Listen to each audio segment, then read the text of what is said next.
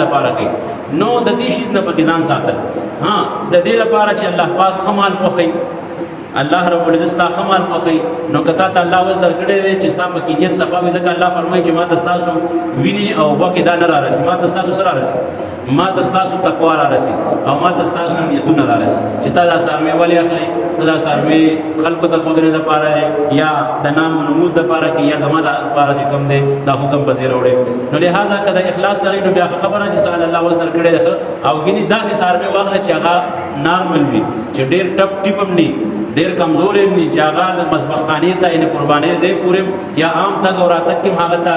تکلیف وي نو د کمزوري انتهایي د کمزوري څاروي قرباني کول دا مکروه ده او ډېر ښه څاروی چې نیت یې ښه وي بیا ډېره ښه خبره ده او که نیت یې ښه ني نو بیا هغه الټه په هغې باندې هم پکړی نو لهذا متوسط درجه کې درمیاني درجه کې چې کوم دی څاروی داسې بالالې چې هغې کې عیب نه وي په غټ څاروي کې موده څه ده 2 کاله چې هغه چې کوم تاسو ته مو ویل میخه شوه غوا شوه غوایې شو دې کې چې د موده څه وي دا کم از کم چې د 2 کاله وي وړوکي څاروي کې چیلې شو ګډ شو دکې 1 کال زمانه ده هغه هم که بیا یو ګډ یا چیلې سورګ وي د 6 میاشتو د 7 میاشتو باندې هم کېږي چې رمه کې ودرې پته نه لګي نو دې ته هم کتل پکار ده بل هغه څاروي باندې قرباني نه کېږي چې کوم عیبدار وي عیبدار مثال اوښې د هغې ښکرې چې کوم دی کټ وي د 3 حصې نه زیات یا لکې د 3 حصې نه زیاته کټې یا مثال سترګې د 3 حصې نه زیاته ړنده وي یا غوږې د 3 حصې نه زیات کټ وي یا هغه ګوډه خپه اخلي چې ګرځي ګوډ ګوډ ګرځي یا د هغه په سرمن باندې مرض لګېدلی دی یا هغه ډېر ټپ ټیپ دی ډېر کمزوری دی نو د داسې څاروو قرباني مناسبه ده بعضې څاروونه زمینداران یا بیوپاریان هغې څه کوي هغې ته ښکرونه وباسي او بیا هغه ښکرونه واړه واړه شي او هغه عیب پکې نه ښکاري نو چې کوم شي عیب نه ښکاري نو هغه په څاروي کې هغه څاروی بیا هغه کوي نه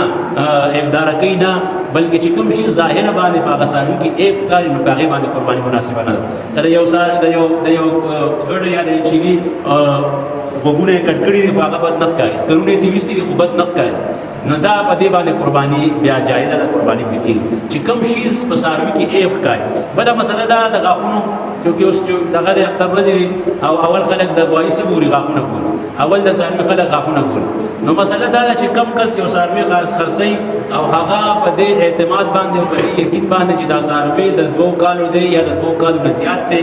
اگر چې که د ده غاښونه نه دي شوي خو چې کوم څاروی د 2 کالو وي د ده به مناسبه ده چې ده به غاښونه راوځي خو که د یو څاروی د مالک د قول مطابق چې بھائی دا زما کور کې دی ما سره 3 کاله وشو 4 کاله وشو 2 کاله نه زیات دی او د هغه غاښونه نشته نو غاښونه کېدل یا نه کېدل دا د قربانۍ دپاره څه معنی ځکه غاښونه خو پټ وي که نه او غاښونه عیب نه دی چې لکه مثال دا څاروي کې دا غاښ نشته نو دا څاروي بد ښکاري ځکه عام طور سره د څاروو خولې بند وي خو بیا هم چې د هغې څوک چې خرڅوي مالک یا بیوپاریان اکثر چونکې دروغ وایي هغې د خپلې سودا دپاره قسمونه هم خوري نو معتمد سړي نه هغه سودا کول پکار دي بیا بله مسله ده چې کوم څاروي تا په شک کې واچي چې دا 2 کلیز دی که نه دی نو هغې نه تېر شه او هغه درته وایي چې نه دا 2 کاله دی خو غاښې نشته او ستا پرې ټکه خوري نو بیا دې تېر شه خو ځکه نن سبا خو تا ته هم دومره الله عقل درکړی چې ته 2 کلیز څاروي هم پېژنې 3 کلیز هم پېژنې او چا سره پرې مشوره هم ګورې چې چا ته یې خولی هم شي نو لهذا که عمر کې د څاروي یو ورځ هم کم وي د 2 کالو نه نو بیا هغه نه دی اخیستل پکار البته د دغه د قول به اعتبار وي چې څوک یې خرڅوي او هغه معتمد سړی وي او هغه صاحب شرع سړی وي نو که هغه درته وایي چې بھائی غاښونه خو نشته خو دا زما د کور څاروی دی او د دې ما سره 3 کاله 2 کاله شوي دي نو لهذا بیا په هغې باندې قرباني کېږي